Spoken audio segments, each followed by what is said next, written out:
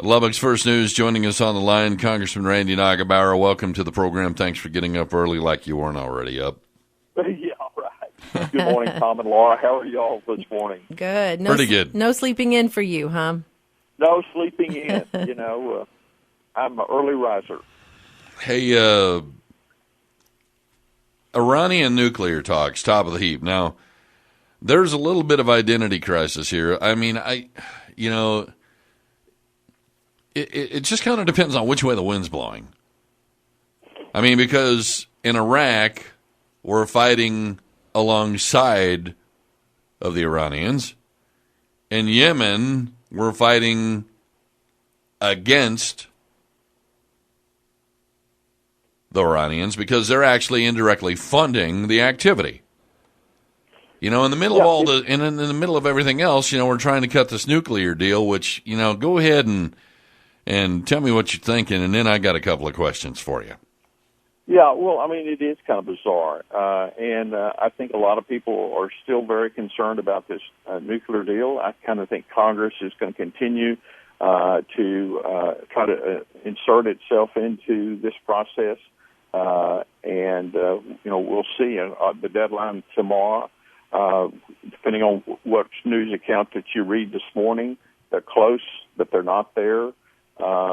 So we'll see. And then, as you point out, or in Iraq, they're trying to retake Kirkuk from ISIS, and you've got Iranian-backed forces fighting with the Iraqis, and then in Yemen, you've got Iran-backed fighters that are causing all kinds of havoc in that country. So I think it should cause us all concerned to say we're negotiating with the Iranians, and this is the kind of behavior that they exemplify on a continuing basis. Well, this is what kind of troubles me. Yesterday, I was watching Sunday news program, and you have a former Republican senator. And then you have, a former secretary under the Clintons, both of which, and then you had a press guy that worked for Carter. All three of these people are sitting there saying, to heck with party politics. This is about American security. Now, what they were saying is that there are going to be some letters or secret letters that are going back and forth between our president and the Iranian leadership, that are kind of on the down low, informal understandings of the way things are going to be. Is this stuff binding and legal? Or, I mean, is this just kind of like, is this just a way that, we're trying to grease the wheel or something for something else? Well, I think what this administration is trying to do is cut a deal, and I think, unfortunately, they'll do anything so that they can come away and say they had a victory here. We've kind of seen that as this administration do that in the past. And, for example, I mean, they basically said, well, we're successful in Iraq, and we're going to pull out of there, and had started down that road in Afghanistan. But I think there's a grave concern here that this administration will just do about anything to get a deal. But we need to clarify that was not a secret letter from Obama. It was the Iranian leader that supposedly sent Obama a secret letter, not the other way around. Yeah, but what they were saying is there are more correspondence to come. And it's not official communiques where we're not going to have any access to it and know what they say. I don't think this is going to be like a Christmas card list thing, Well, there are more world leaders involved in this than just the United States, too. We're in conversation with Randy Neugebauer, talking with Congressman Randy Neugebauer. Okay, here we have a budget in the House and a budget in the Senate. What we need to do is, I guess, get on with the reconciliation process. What's the differences and the commonalities, and where are we at timeline between the two? Are they lining up pretty good or what? Yeah, I think they're pretty close, Tom. I haven't had a chance to completely review the Senate budget, but the House and the Senate budget, the baseline numbers are pretty close. And so what will happen when we come back from the Easter week recess is we'll sit down with the House and the Senate and work out the differences between those two budgets, and then take them back to the House and to the Senate and voted on those. Now, here's the interesting thing. The budget doesn't have to be signed by the president. These are resolutions. This is an agreement in the House and the Senate of how we're going to proposing to spend the taxpayers' money. The important thing about that is that once you have that budget, you can then reconcile some of the spending and policy to conform to that budget because you've agreed that that is your budget. And one of the things that's going to provide a framework to do, Tom, is to take a vote in the House and the Senate that will only require a majority, not that 60 rule in the Senate, but a majority, and to repeal Obamacare.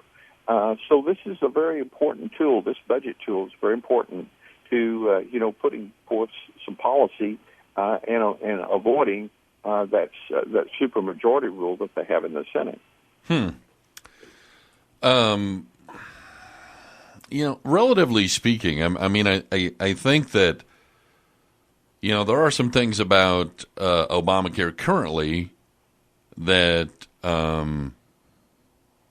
people don't want to be repealed. For instance, with the advent of Obamacare, the pre-existing condition went out the window. Is that something that is going to face repeal if that happens? Tom, that's a very good question, and one of the things that we're working on right now, because, we've got that very important court case coming up on the subsidy for the federal exchange and what that might do. That might actually throw out Obamacare. We don't know how the court's going to rule on that. But what we have begun the process of working is if that happens, then what would be put in place of that? And certainly you have to deal with the pre-existing conditions.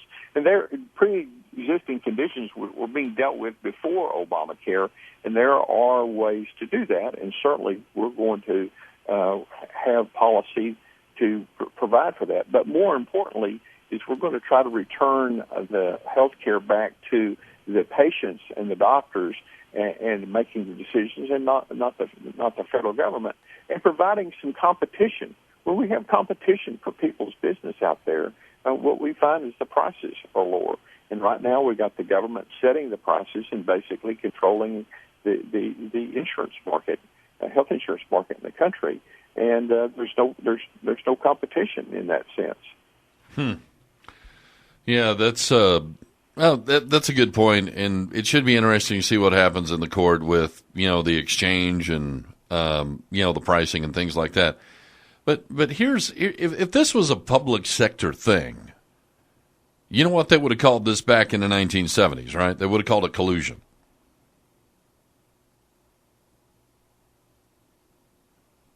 Hello?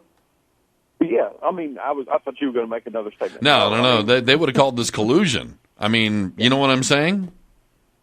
Yeah, I think that's the problem. One of the things that we saw when, for example, we started the Medicare Part D, the prescription drug process. And what we did with that, we did premium subsidy there. But what we allowed is that you had the ability to go out and pick whatever company that you wanted to provide your prescription drug coverage, and you were going to receive a certain amount of subsidy from the federal government. It allowed you to determine what kinds of medicines that you were taking. You put that into the computer, and then you were able to see a whole array of choices. What happened when we started that process is the prices of those plans, because we published each week a basket of different premiums being offered out there. Each week the premiums started going down. Here's the other interesting thing. Also, we begin to publish the price of drugs each week. And what happened is the competition increased. Those price of those drugs go down. And before we had that, you couldn't go into, say, some of the places you can now, and for $2 come away with a generic prescription. So I think we've seen a little bit when you bring that competition into the healthcare system, some of the dividends that come from that, and that's where Republicans are trying to get the healthcare for everybody. Well, let me just say this: we're going to have to hit the break. But I recently went to had an endocrinologist appointment, because I'm diabetic, and we were having discussions about this, and my endo's nurse gave me a card from AstraZeneca for Crestor. And basically it's good for 14 months. And because of this competitive edge, without the use of insurance, you can get a 90-day supply of Crestor, name brand drug, for as little as $3. Yeah. And that's, and if I did my insurance and did my copay, it would be more than 25 times that. Yes. So anyway, we'll see what happens. News Talk 790 KFYO. Hey, Randy, I know you want to talk about the art contest. Laura's wanted to drop in a stat from the Gallup poll on Obamacare real quick. Oh, yeah, this just a new statistic in it's not all bad about Obamacare. No. 17.1% of Americans were uninsured. That's down to 15.9%. 3 to 4 million people are now getting coverage who didn't have it before. So if we could take what it is and then make it better, wouldn't that be a better solution than just taking it all away? Absolutely, Lauren, and that's what we want to do. We'll take the best, because that's what the American people deserve: is a healthcare system that's fair and equitable and accessible, and that they control. I wanted to mention a couple of things. One is, we talk a lot about human events that happen, and this week we celebrate the most important event. 20 seconds. In the history of San Ken. And we want to wish everybody a happy Easter and remind all those students out there that the art contest is underway, and you can contact our office at 888-763-1611. Hey, Randy, appreciate you joining us this morning. Thanks for the comments. You bet. Happy Easter. You too.